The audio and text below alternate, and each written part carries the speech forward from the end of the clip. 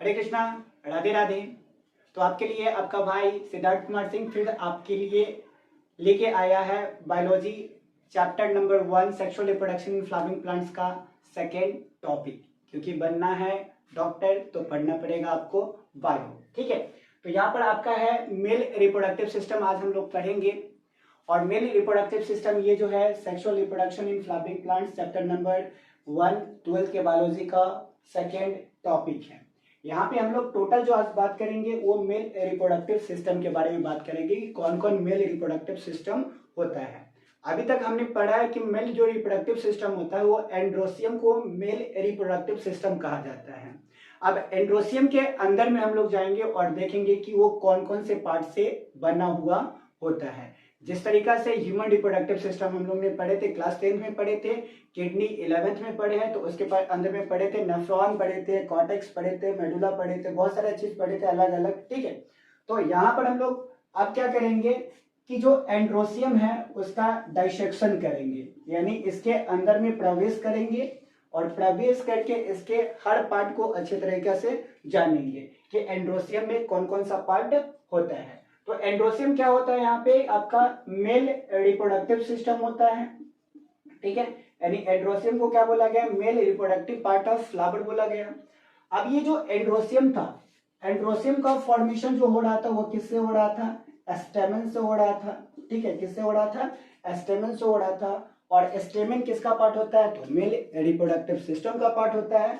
और इसको क्या बोला जाता है, मेल गैमेटोफाइट भी बोला जाता है, मेल गैमेटोफाइट बोला जाता है इसको, ठीक है।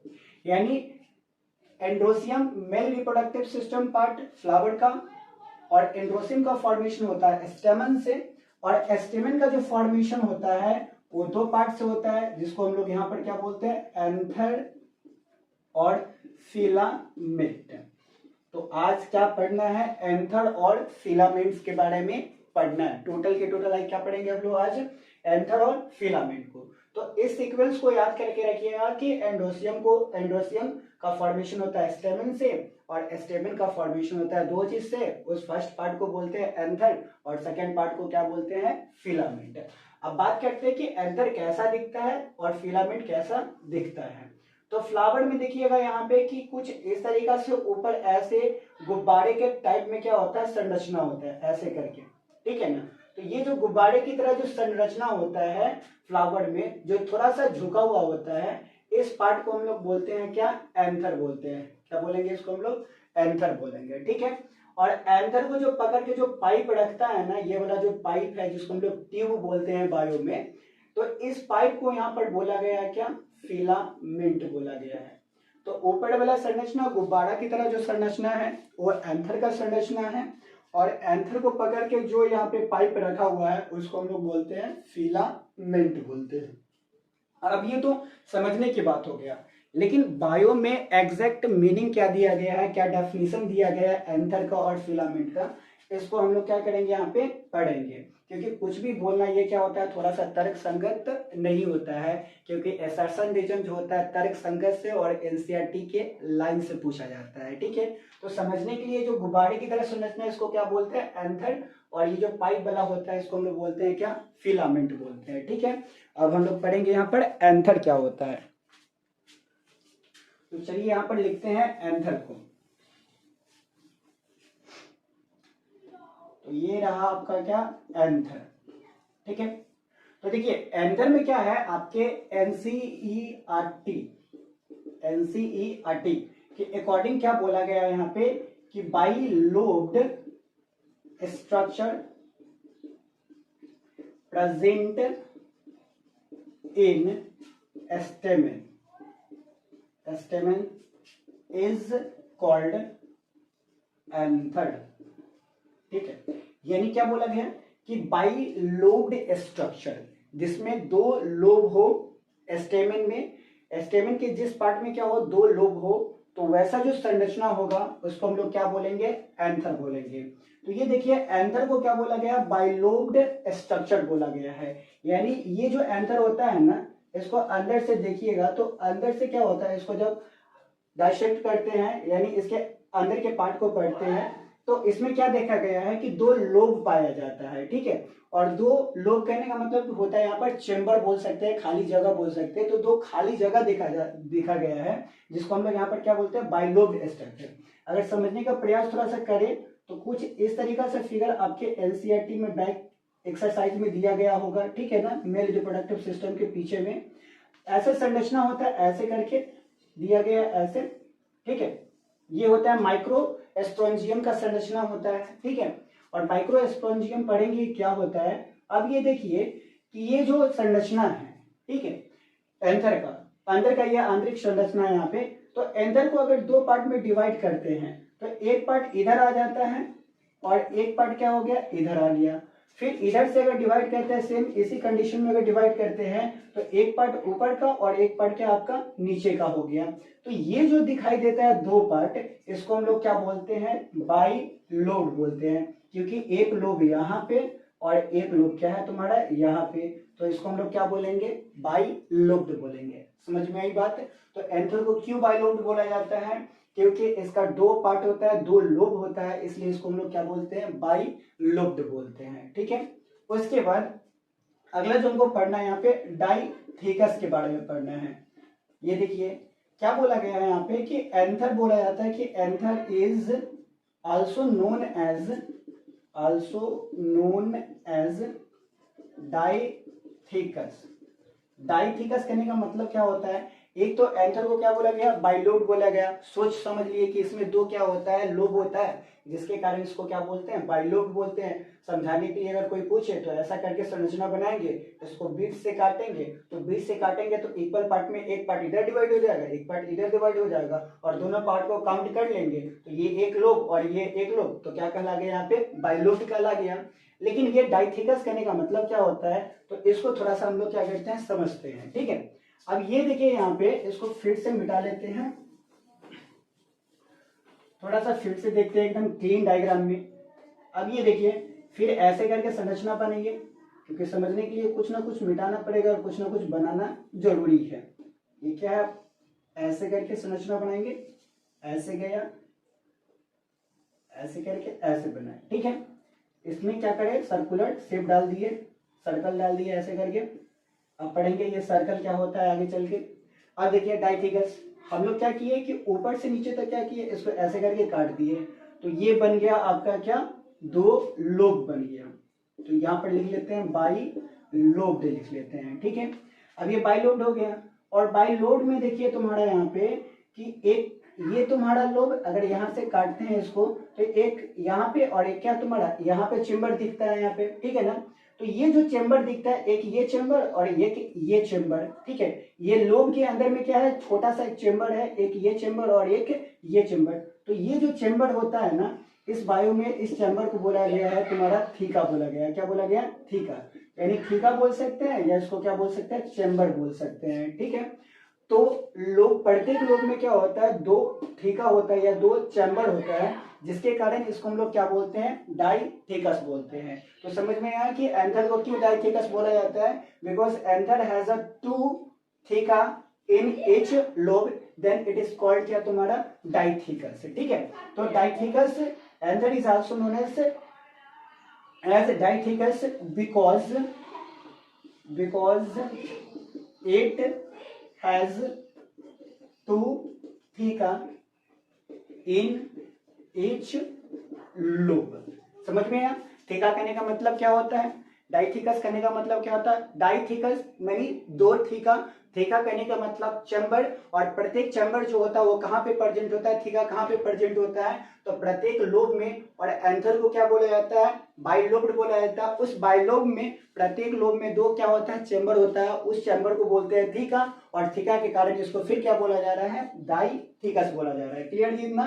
तो anther is also known as क्या तुम्हारा, dithecous, because it has two theca in each lobe, ठीक है। अब पढ़ेंगे आगे कि थीका का काम क्या होता है, इस डाइथिकस का फंक्शन क्या होता है, इसको हम लोग क्या करेंगे, आगे की ओर पढ़ेंगे, ठीक है।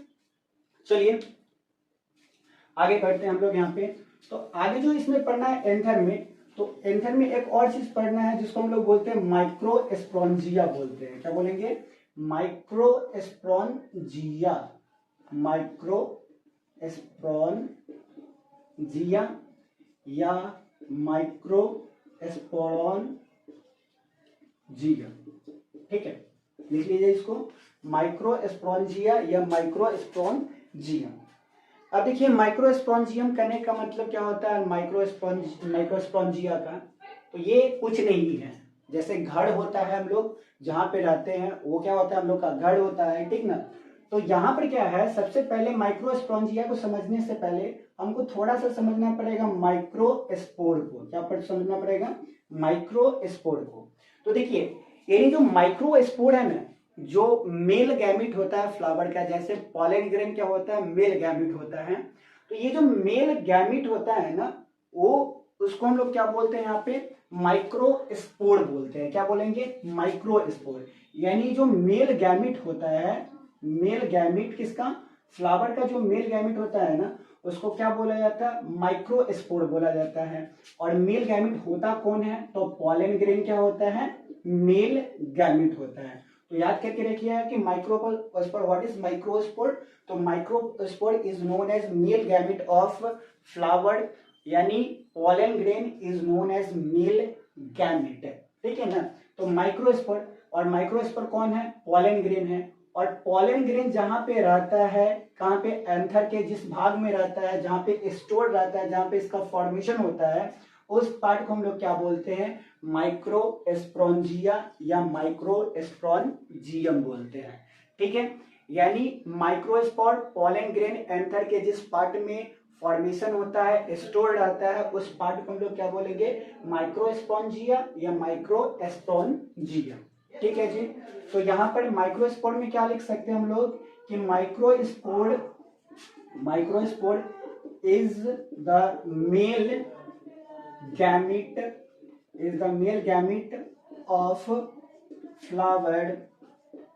गैमिट ऑफ फ्लावर, या pollen grain is known as male gamete, is known as माइक्रोस्पोरंजिया।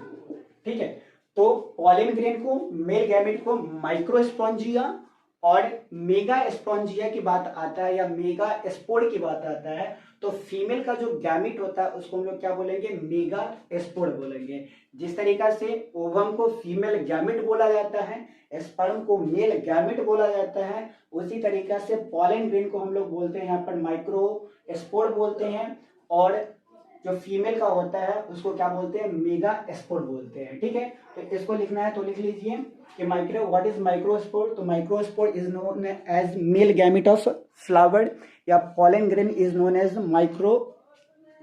Microspore. ठीक है, ये हो गया आपका यहाँ पे। अब चलिए आगे नेक्स्ट हम लोग देखते हैं, यहाँ पे थोड़ा सा और देखना है और पढ़ना है यहाँ पर क्या, माइक्रोस्पोरंजियम का। क्या पढ़ना है यहाँ पे, माइक्रोस्पोरंजियम।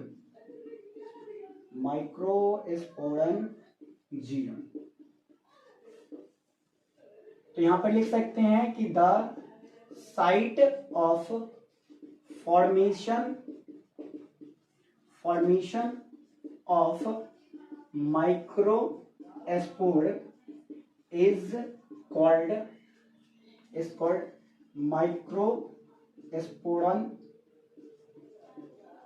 माइक्रोस्पोरंजियम या माइक्रोस्पोरंजिया।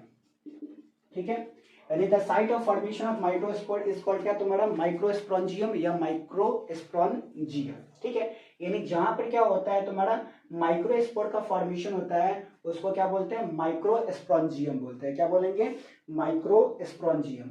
और माइक्रोस्पोरंजियम कहाँ पे है तुम्हारा, यहाँ पे, तो ये रहा, ये तुम्हारा, ये जो होता है तुम्हारा, ये वाला जो संरचना है, ये तुम्हारा जो सर्कुलर ये संरचना दिख रहा है, इसको बोलते हैं हम लोग यहाँ पर क्या, माइक्रोस्पोरंजिया। यानी एंथर के इसी पार्ट में जो होता है वो किसका फॉर्मेशन होता है, पॉलन ग्रेन का फॉर्मेशन होता है। इसी पार्ट में किसका फॉर्मेशन होता है तुम्हारा, पॉलन ग्रेन का फॉर्मेशन होता है। तो पॉलन ग्रेन का फॉर्मेशन जहां पे होता है, परागकण का जहां पर फॉर्मेशन होता है, उस पार्ट को हम लोग क्या बोलेंगे यहाँ पे, माइक्रोस्पोरंजियम। क्लियर इतना, ठीक है। अब आगे माइक्रोस्पोंजियम के आगे हम लोग पढ़ेंगे यहाँ पे कि देखिए यहाँ पर क्या होता है कि anther is known as tetragonal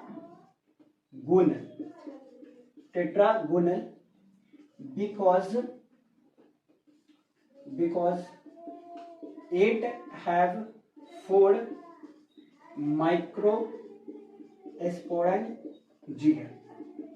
यानी यहां पर क्या है कि एक तो एंथर को बोला जा रहा था बाइलोब्ड स्ट्रक्चर, उसके स्ट्रक्चर के कारण, संरचना के कारण। दूसरा उसको बोला जा रहा था कि डाइथेगस, क्योंकि प्रत्येक लोब में क्या था, 2 थीका था, 2 चैम्बर था, जिसके कारण डाइथेगस बोलते हैं। अब तीसरा चीज यहाँ पर क्या बोला जा रहा है कि एंथर जो है उसको क्या बोला जा रहा है, टेट्रागोनल बोला जाता है। एंथर को क्या बोला जाता है, टेट्रागोनल।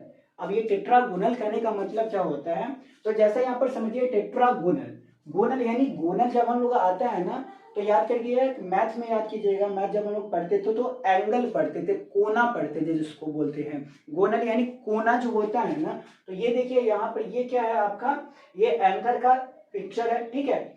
अब ये एंथर का जो पिक्चर है इसमें देखिए कितना कोना है, तो 1 कोना, 2 कोना, 3 कोना और 4 कोना है। अब ये जो 4 कोना है, ये 4 कोने में बताइए जहां पे क्या होता है, पोलन ग्रेन का फॉर्मेशन होता है, उसको हम लोग बोलते हैं क्या, माइक्रोस्पोंजियम। तो इसमें क्या होता है, 4 माइक्रोस्पोंजियम होता है, और 4 जो माइक्रोस्पोंजियम होता है वो कहाँ पे सिचुएटेड होता है, तो प्रत्येक कोना पे होता है। और इसी 4 माइक्रोस्पोंजिया को 4 कोना पर होने के कारण इसको क्या बोला गया यहाँ पे तुम्हारा, तो टेट्रागोनल स्ट्रक्चर बोला गया। समझ में आया, यानी माइक्रोस्पोंजियम 4 पाया जाता है एंथर के अंदर में, और 4 कोनों पर पाया जाता है, इसके कारण इसको क्या बोलते हैं हम लोग, टेट्रागोनल बोलते हैं। एंथर इज नोन एज क्या, tetragonal, because it have 4 microsporangia at each angle, ठीक है ना जी। तो यहाँ पर क्या हो गया, ये माइक्रोस्पोंजिया हो गया, यानी 4 माइक्रोस्पोंजिया पाया जाता है 4 कोनों पर, जिसके कारण इसको क्या बोलते हैं, टेट्रागोनल स्ट्रक्चर बोलते हैं। समझ में आया, इसमें कोई दिक्कत, ठीक है। 4 माइक्रोस्पोंजिया लोकेटेड एट ईच कॉर्नर, ठीक ना, कोई दिक्कत इसमें नहीं ना। अब आगे लिखना है तो इसको थोड़ा सा लिख लीजिए या स्क्रीनशॉट ले लीजिए। अब इसके बाद क्या करना है हम लोग को यहाँ पे, अब इसके स्ट्रक्चर को बारीकी में पढ़ना है कि इसका स्ट्रक्चर कैसे बना होता है, इसमें कितना लेयर होता है, कौन सा लेयर क्या फंक्शन करता है, उसके बारे में हम लोग क्या करेंगे, यहाँ पे पढ़ेंगे। तो देखिए यहाँ पे क्या है, जनरली स्ट्रक्चर ऑफ माइक्रोस्पोरेंजिया, क्या पढ़ेंगे यहाँ पे, स्ट्रक्चर ऑफ माइक्रोस्पोरेंजिया। तो देखिए कि माइक्रोस्पोरेंजिया जो होता है उसको क्या बोला गया, टेट्रागोनल स्ट्रक्चर बोला गया। और माइक्रोस्पोरेंजिया जो होता है इसका जो फॉर्मेशन होता है वो 4 लेयर से फॉर्मेशन होता है। कितना लेयर से फॉर्मेशन होता है, 4 लेयर से इसका फॉर्मेशन होता है। यानी आउटसाइड टू इनसाइड अगर बात करते हैं तो इसमें कितना लेयर पाया जाता है, 4 लेयर पाया जाता है, जिसमें जो फर्स्ट लेयर होता है उसको हम लोग बोलते हैं यहाँ पर क्या, एपिडर्मिस बोलते हैं। क्या बोलेंगे इसको हम लोग यहाँ पे, एपिडर्मिस। यानी आपसे स्ट्रक्चर पूछे कोई कि माइक्रोस्पोरेंजिया का स्ट्रक्चर बताओ, तो स्ट्रक्चर में आप उसको बताइए कि जो माइक्रोस्पोरेंजिया होता है, ठीक है, वो क्या होता है, 4 लेयर से क्या होता है, प्रोटेक्ट होता है। ठीक है, कितने लेयर से प्रोटेक्ट होता है, 4 लेयर से प्रोटेक्ट होता है। जैसा कि अगर फिगर बनाते हैं हम लोग यहाँ पे, तो ऐसा करके हम लोग फिगर बनाए, ये ऐसा, ठीक है, ऐसे करके फिगर बनाए, ये हो गया आपका यहाँ पे ये, और ये क्या हो गया, यहाँ पे हो गया। ठीक है जी। अब देखिए यहाँ पे, ठीक है, ये देखिए, ये जो होता है ये होता है स्पोरेंजियस टिश्यूज, इसके बारे में हम लोग पढ़ेंगे। यहाँ पे पहले संरचना देख लेते हैं।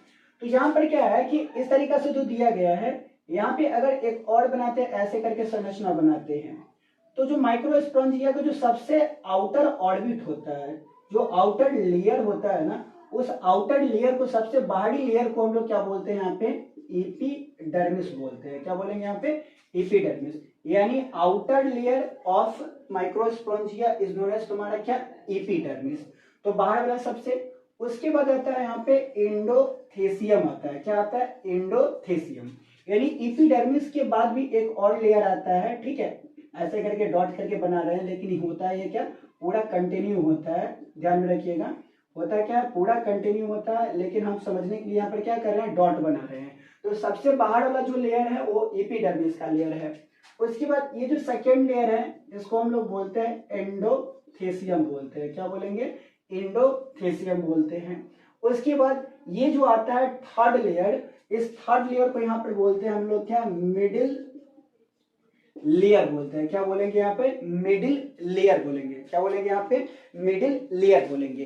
तो सबसे बाहरी वाला जो लेयर होगा उसको एपिडर्मिस बोलेंगे, जो उसके सेकंड नंबर का जो लेयर होगा उसको एंडोथेसियम बोलेंगे, और जो थर्ड लेयर होगा उसको क्या बोलेंगे, मिडिल लेयर बोलेंगे, और सबसे जो इनर लेयर होगा इसको हम लोग क्या बोलेंगे, टेपेटम बोलेंगे। क्या बोलेंगे इसको हम लोग, टेपेटम।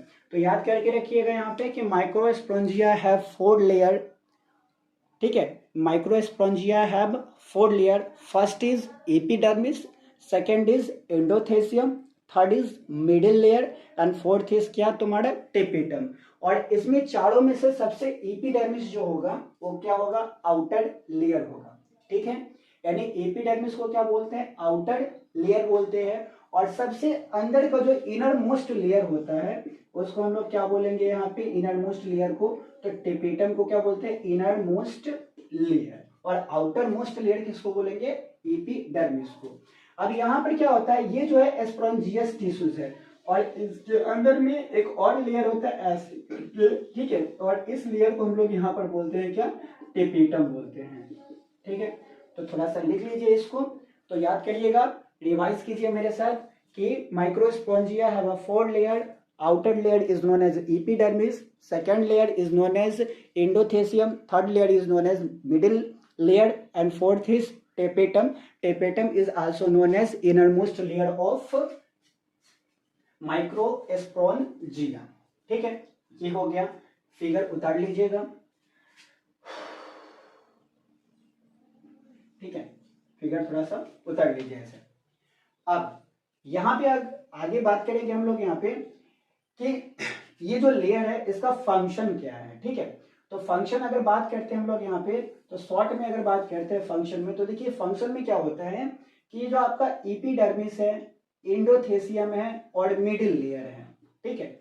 यानी ये जो 3 लेयर है ये जो काम करता है, इसका अगर एग्जाम में आता है कि the function of epidermis, endothecium and middle lamella, तो एनसीईआरटी के अकॉर्डिंग बताया जाता है आपका यहाँ पे कि एपिडर्मिस हो गया, एंडोथेसियम हो गया और मिडिल लेयर जो हो गया, वो क्या करेगा कि जो अंदर में जो स्पोंजियस टिश्यूज होता है, जिससे क्या होता है, पॉलन ग्रेन का निर्माण होगा, ठीक है ना।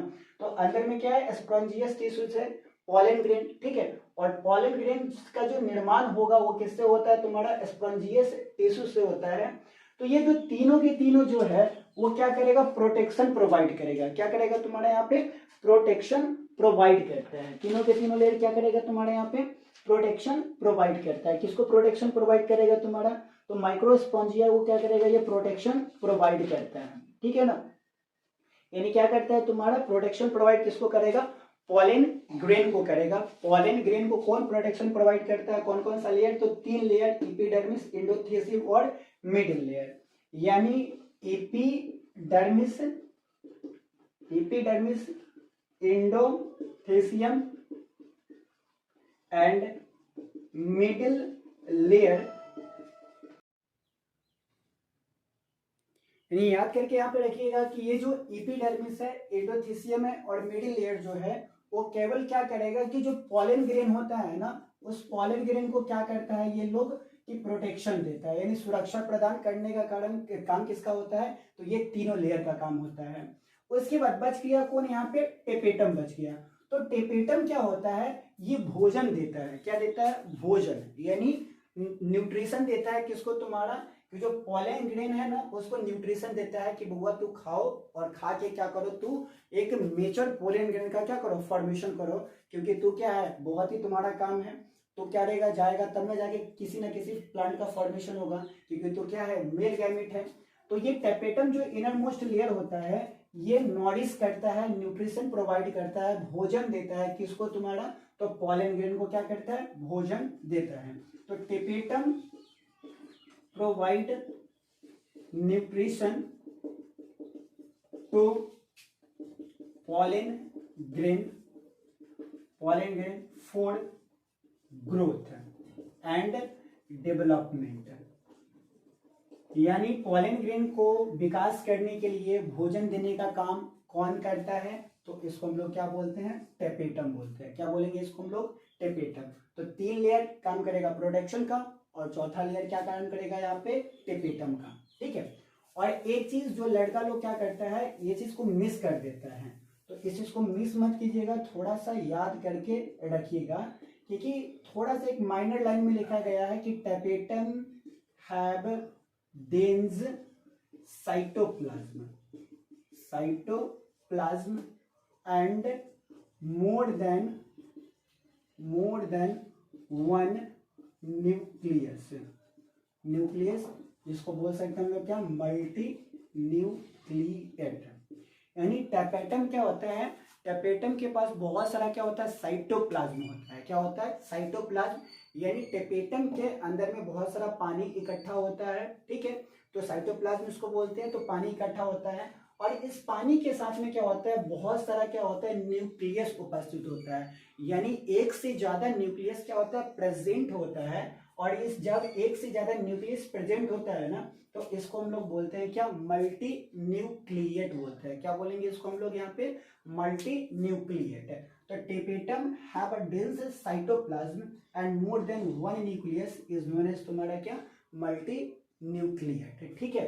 तो इसको याद करके रखिए, क्योंकि ये इस लाइन से क्वेश्चन बहुत ही बार क्या क्या पूछा गया है। तो tapetum have dense cytoplasm and have more than one nucleus. Clear इतना चीज।